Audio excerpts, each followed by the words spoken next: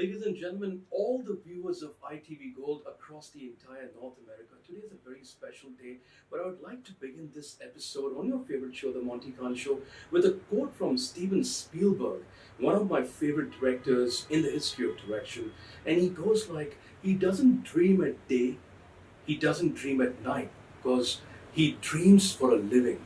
And the reason why I say this because I have a very, very talented star from the galaxy of the stars who's making waves in the industry with his latest project, which is a super duper hit called Gaddar 2. I would like to welcome one of the biggest dreamers of today's era, Utkarsh Sharma. Utkarsh, welcome, sir. Welcome. Thank you, Monty ji, and thank you to all the viewers for having me here.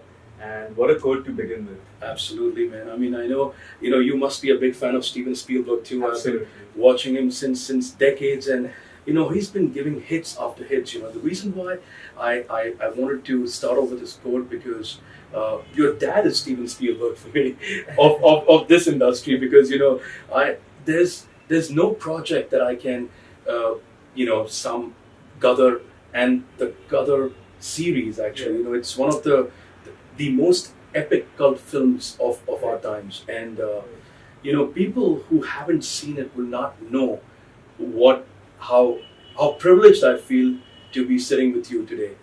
I mean, I don't know what to say to that, but I'll just say that definitely Gaddar is one of the most viewed films from the Indian industry worldwide. And even Gaddar 2 has done very well all over the world again. So it is an honor to be a part of both of them as a child and as an adult also. So I think it's a real blessing. It is absolutely, and you've done justice to it, Utkarsh.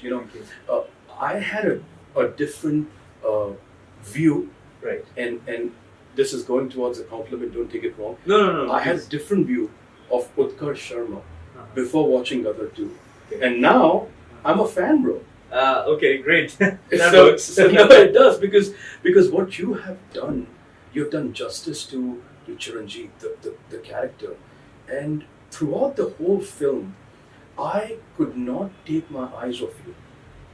And I want to share this with our audiences, guys, that I went to the movie theater, and I did not even leave for a pee break. I was so engrossed. That's what filmmaking is. When your audience doesn't even take a break to go use the washroom because they want to know what's going to happen next. What's going to happen next? So that is cult cinema.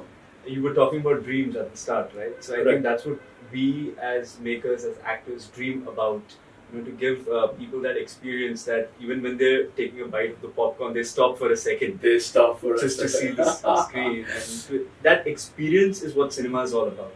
And I'm so glad that you got to experience something. I had to. I forced myself. I saw it twice. Oh, great. One just by myself, and the second, I dragged my mom and dad. Don't go to movie theaters. And they're like, my mom said, "Beta, are you going to meet Chiranjeev?" I said, "Mom, make a prayer and it'll happen." And look, here I am, brother, sitting right next to you. But let's go back in time. Do you like time traveling? Yeah, I do. I love Back to the Future kind of films. No, time traveling in particularly with you, because a lot of people don't know that you've been to the US. Yeah. You studied your bachelor's in fine arts over there, yes. And you've been to Lee Strasberg, right? One of the finest method acting schools in the United States. Right. So take us back in time. Tell us about that journey.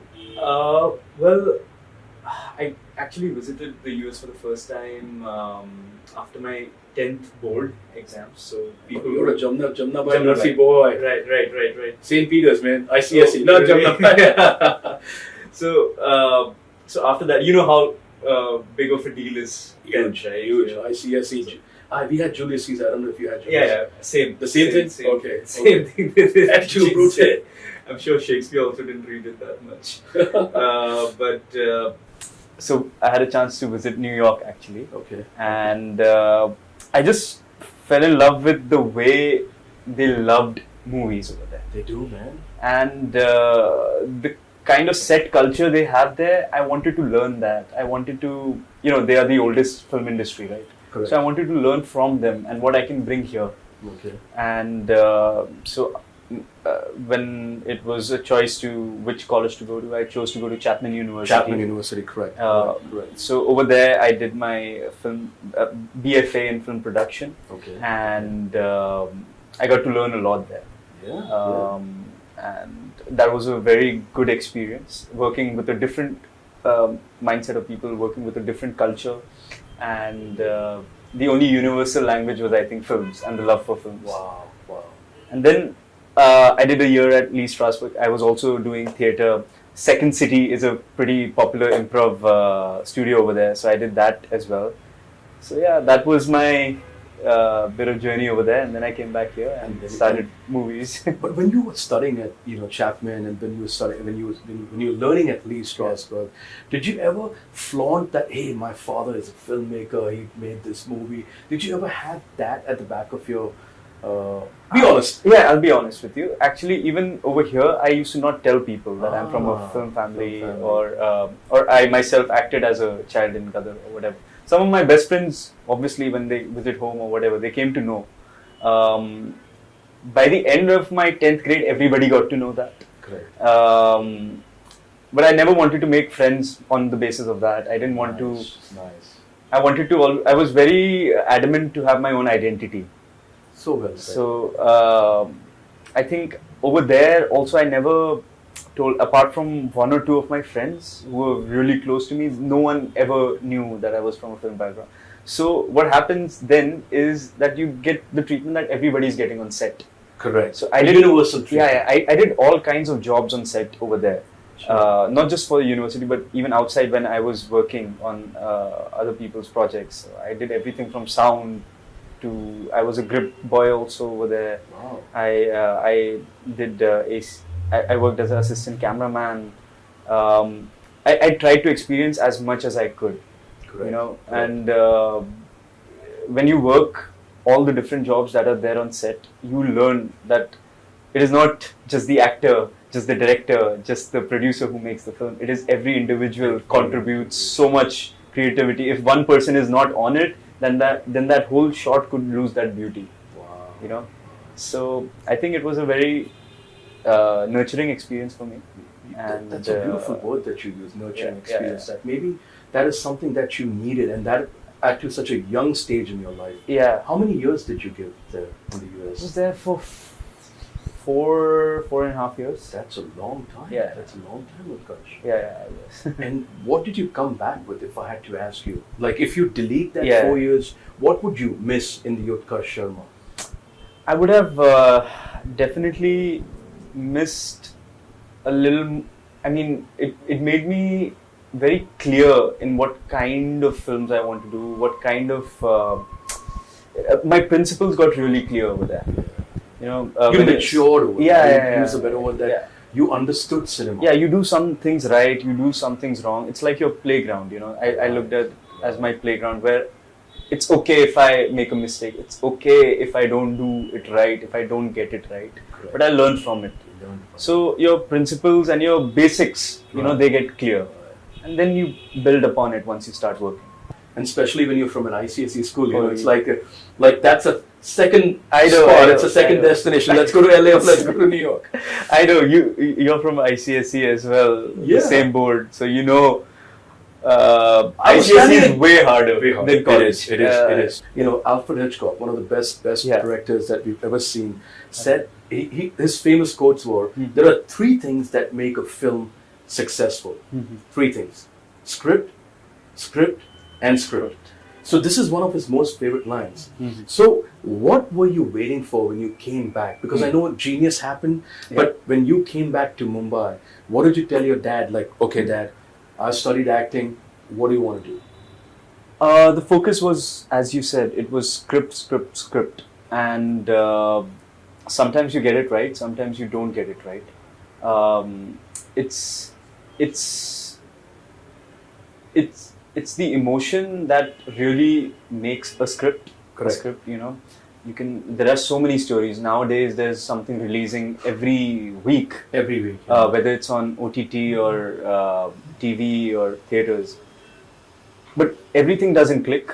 No, that's right? true. That's true. All the writers, all the directors, they have plenty of experience, but everything doesn't click because that script, that emotion has to come from within you. Absolutely. And the writer, the actor, and the director, they are the best judges of knowing that has it come from within us, or are we just trying to pretend? Are we just You're just making a movie for the sake of making a movie, right? Yeah.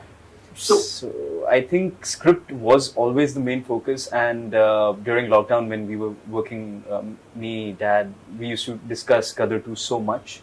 was it your brainchild? Did you tell your dad, Dad, we got to make a Gaddar 2? Yeah. No. It was his. It was always his. Okay. And the writer Shaktiman Ji. Shaktiman It was Ji, their correct. thing because I was not on board actually. You know, I never thought that a Gaddar 2 could be made. Right. Or maybe your dad was waiting for you to grow up. No. I'm going to make when Utkarsh becomes at a certain age, I'm going to launch Gaddar 2. No. Because if that was the case, it would have happened way sooner when things were more That's easier what I thought. Correct. you know, Before COVID. Yeah, before COVID, or even 10 years before that. Because 20 years ka gap happened, right? So it could have happened even then with some other actor if the story was there. It's all timing. But it's all timely, and I think some things are meant to happen. Do you believe in destiny? I think this is making me believe. You know, I used to be the kid who used to not tell people that I'm in Gaddar. And now there's no escape from the whole franchise. That's a lookalike. He looks like me. I'm a twin brother. Yeah. But tell me, like when your dad and you were sitting down, did you tell your dad that you want to be Charanjit, or did your dad tell you, "Beta, you're going to be Charanjit"? Who did that? See, Dad is very professional and very loyal to his work. Correct. For him, no family comes first. For that, the script, the story, the audience is his primary goal. The audience is his first family. Yes. And so when he did tell me about the story, he did tell me about the role. In one line, he said that this is the story of Arjun and Abhimanyu, and if you want to play Abhimanyu, then this is the story. And Abhimanyu is one of the greatest characters in the Mahabharata. And the character is very heroic and has a lot of sacrificing quality in him. Okay. And he's primarily from the emotion that he can do anything for his father, and he can do anything for to make things right. Okay. That is his emotion. So that is something I resonate with. Every child resonates with that. Every child wants to do something for their father. And it's a very universal emotion, which is why Gaddar 2 has clicked so much. Because of this emotion, that what a son can do for his father and what a father can do for his son. The reciprocation was amazing. I have so many reasonings and I have so many theories. Mm-hmm. Everybody, you watch a cricket match and everybody has a commentary. Yeah. Hey, yaar, you could have hit the shot like that. Yeah. You could have get a deep third man. So everybody has a different theory as to why Gaddar 2 is successful. Yeah. So I'd like to share some of those theories with you. So the one theory which really piqued my interest was the fact that Gaddar 2 has an audience which saw Gaddar 1.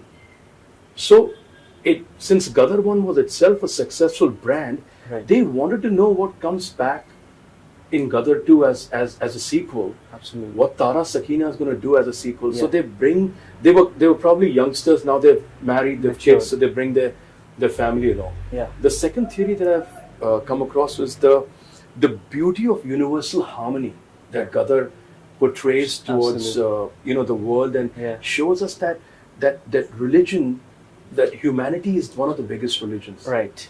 You see Tara Singh and Sakina. Yeah. The scene where your mom puts the taweez in your in the when the song ends, "Main nikla gadi leke," and the beautiful smile that Sunny Paji gives. That he welcomes, embraces that. So it's not a war of religions. It's a war of good against bad. Exactly. And the victory of good over evil. Over evil. Absolutely. That's always been Gaddar, and I think this factor, the second factor especially, of course, the curiosity for any film that has been a big hit. The second will be a curiosity factor. but then the curiosity has to translate into attention. Correct. Like, okay, I got curious, I started watching your film. Now is it grabbing hold of me? Am I going through with it? Am I enjoying it? Am I getting entertained with it? That only happens when you have a good script When you have and you have something meaningful to say. Then it becomes really a historic success. Gaddar 1 also had the same angle, where Tara Singh ends up teaching Ashraf Ali what basically Ahimsa Parmo Dharma is what he ends up teaching, that there is nothing above peace, there is nothing above humanity. Humanity. Yeah. And in this also the message is the same. It's the same. It's not against any country, any religion or any group. It's a film about love. Love for your family, love for your loved ones, and love transcends any kind of enmity. That's the beauty of Gaddar 1 and Gaddar 2. So it's kind of the same message recreated in the sequel, but in a different angle. In a different angle. Yeah. You know, since we're talking about Hollywood directors, there is a director which I really love. His name is Clint Eastwood. A great actor. Yes. So Clint Eastwood says that if the villain of your film is loved, your movie has crossed boundaries. Yeah. Your villain, Manish Wadhwa, Yeah. is getting accolades. And then recently he said that the biggest compliment he got when his wife said, "I'm so happy when you die." Yeah. So Manish Wadhwa is killing it here. I mean, He's the General Hamid. yeah. That I think that character is gonna live for a very, very long time. Yeah. It's been a while. See, our Indian film industry was always known for its villains. Yeah, but nobody liked villains. No one liked them. They but loved him. Yeah, they've loved him, I'm sure, and he's performed it so well. And I had the luxury of seeing it when it was being written on paper. Yeah, written on paper, right? And it was truly a menacing character, and we were really worried who we are going to cast for the character. Because you see, as I was saying, Indian film industry was known for its villains. We had a lot of actors at one point, especially in the 80s, 90s, early 2000s, who could seamlessly do these negative shades. Over the last 10 years, there's been a dearth of such actors. I see. Because we've seen a lot of mainstream actors moving into the negative space. Correct. And so, when you do cast someone who's played a hero before and you're casting him as a villain, the audience is always on the fence. Like, should I look at him as a good guy? But then even the actor cannot do a lot of things because his or her image comes in between. True. So we needed someone who's fresh, who's up for the task. And Manishji's done a lot of work before. He's Chanakya and all that but stuff. for the celluloid, he's still fresh. And there's a joke going around. Whenever he dons the Pakistan military general's hat, he crosses 500. He crosses 500. Yeah, whether it's Pathan or whether it's Gaddar. I told him, I had a conversation with Manish. I said, Manish, if you go at this point in time in Pakistan and stand for elections, you'll win. Yeah, he might. He might. And he was like, what are you talking? I was like, dude, people are loving you. In the US, people give him standing ovations in the movie theater. Oh, really? Bro, in Times Square, there are, in the US, we have a magnitude of different ethnicities. Mm-hmm. So here in India, you're only seeing Indians watch films. Yeah. Whereas if you fly across the oceans, you'll see Pakistanis, Bangladeshis, Nepalis, Afghanis, South Americans, Caucasians. Every ethnicity goes in a movie theater and sits and watch a movie. So that exposure of your film being seen by different ethnicities with subtitles, obviously. Yeah. That is what you call world cinema. It's a shame I couldn't go there this time and see what was happening in the theaters over there. You could probably go to Lee Strasberg now and say, "Hey, guys, this is my film." Yeah, probably. But I think I did watch a couple of films when I was over there, a couple of Hindi films, because not every film used to release. Not every film, but now it's changed. Now Yeah. every film has a US distribution, a theatrical release, and yeah, it's back then it was like the big films that only used to Shah Rukh Khan films. Yeah, basically. Because kya hota hai, the kids who are born and raised over there, Bollywood? Yeah, I know Bollywood. There's only Shah Rukh Khan in Bollywood. So the Bollywood starts and ends at Shah Rukh Khan. Yeah, I think it was Dilwale or something. Dilwale or maybe Kal Ho Na Ho, maybe Kaho Na Pyare, sorry, not Kaho Na Pyare, but one of those K series of Karan Johar, because people, the West loves Karan Johar's portrayal of a cinematic India. Which is a dream, it's 1% of what the reality is. Yeah, but definitely. Shah Rukh Khan sir's films have a great overseas market, so there's no denying that. I have a question. How was it when you met Sunny Deol for the first time, your first scene with Sunny Baji? As a kid or as an adult? As an adult. Do you have memories of Gaddar 1, by the way? Yeah, definitely. What was your last memory of Gaddar? I remember everything in detail, because it was, you could say it was like a little bit of a... See, I was 4 or 5 when we started filming. Man. You must be running around in your living room like a superhero. Yeah, I know, exactly.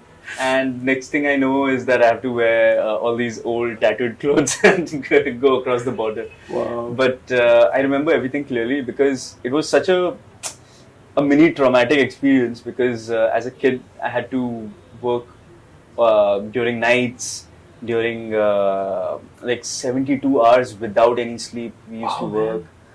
We used to work in the heat, running on top of trains. The helicopters, there are like 100 things. I remember pretty much the entire making. I've not seen it, but I have it over here. Are you kidding me? Yeah. The last memory I have was when I was 9 or 10, bro. I don't have many memories before that. I don't think I remember too much before that, but that experience was so unique.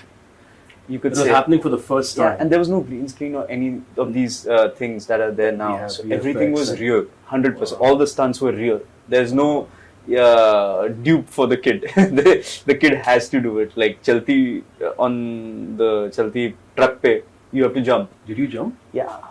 Baat hai. Everything. And there was only 2 results, whether we get the shot or whether we just go to heaven. Oh my God. It was life or death, the way we shot the first one. Wow. The second one, obviously with Sunny sir, I'll share the experience. The first time I met him for this film was actually during rehearsals when we were rehearsing Main Nikla Gaddi Leke. Yeah, that was the first time. Yeah, I met him at the rehearsal hall and he had come to see what choreography we were planning. And, he saw it, he really liked it. He gave a little bit of feedback, etc. And then, it was there. It wasn't a big dramatic thing. Not a dramatic thing. It was a very professional meet, you could say. But were you always in awe? Were you ever in awe of Sunny, like the magnanimous personality that he is? See, I've always looked up to him as a person and as an actor because their entire family actually is very down to earth. Just like you, man. I mean, you're the most humble guy I've ever met. You're too kind. No, but I'm sure you've met Sunny sir and you've met Dharam ji. Very, very humble. Very so kind, yes. they are really, they don't behave like superstars. Yes, yes.